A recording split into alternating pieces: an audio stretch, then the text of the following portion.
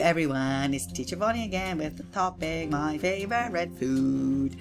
Now today guys, for lunch, I had something so delicious I must share with you. Let's see.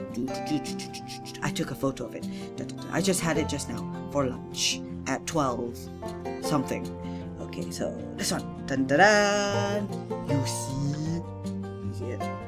So this spaghetti is so delicious, and this chicken is also so yum, and everything just costs $4.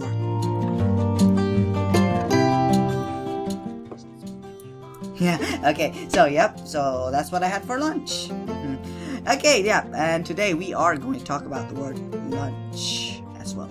Okay, let's see. Now this boy is having his lunch. Now for lunch, we have it mostly around maybe 12 to 1. So around this time, we call it lunch. And in the morning, we have breakfast, and at night, my favorite meal of the day, dinner, it's around like maybe 6 to 8. Yeah. Okay, so here we are talking about lunch. Now for the word lunch, there are 1, 2, 3, 4, 5 letters, and there are only 4 sounds. Lunch. Lunch. Okay, let's look at the word. Okay, there's Lucy Lamplight, Uppy Umbrella, Noisy Nick, and Clever Cat. But she is sneezing. And Harry Hatman.